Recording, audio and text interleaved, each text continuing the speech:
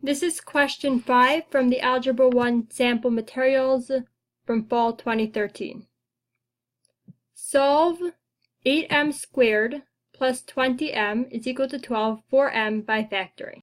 What we want to do is solve this equation for its roots to see where it would cross the x-axis. And they tell us in the question to do it by factoring. Whenever we're doing factoring, we always need to have our whole equation, all the numbers and all the variables on one side and 0 on the other side. We want to set the whole equation equal to 0. To do that, we're going to subtract 12 from both sides. On the left-hand side, we have 8m squared plus 20m minus 12 is equal to 12 minus 12 is just 0. To make it easier to solve this question, we could divide everything on the left-hand side of the equation by 4.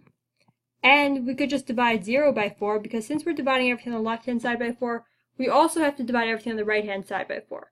On the right-hand side, we only have 0. So 0 divided by 4 is still just 0, so we didn't change the value of the equation. But now we made our numbers smaller, because 8m squared divided by 4 is 2m squared. 20m divided by 4 is 5m. And negative 12 divided by 4 is negative 3. You'd still have been able to answer the question had you not done that, but it just makes it easier.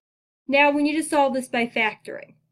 Since a, in this case, when our equation is in the form y is equal to ax squared plus bx plus c, a in this case is greater than 1, we have to do factoring by grouping. To do factoring by grouping, we need to find factors of a times c. a times c in this case is negative 6. We need to find factors of negative 6 to add up to our b term, which in this case is 5. Factors of negative 6 are negative 1 and positive 6, positive 1 and negative 6, negative 2 and positive 3, and positive 2 and negative 3. The factors that add up to positive 5 are negative 1 and positive 6. So we're going to rewrite our equation, substituting the 5m for negative 1m plus 6m. We didn't change the value of our equation because negative 1m plus 6m is the same thing as plus 5m. Now we're going to divide our equation and factor the right-hand side and the left-hand side by using GCF. The GCF on the left-hand side is m. 2m squared divided by m is 2m. Negative 1m divided by m is negative 1.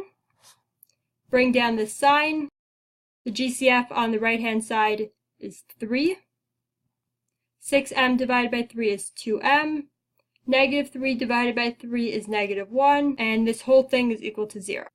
Now we're going to pull out our factors. One factor is everything that's in the parentheses, which is 2m minus 1. And the other factor is everything that's out of the parentheses, which is m plus 3. And this whole thing is still equal to 0.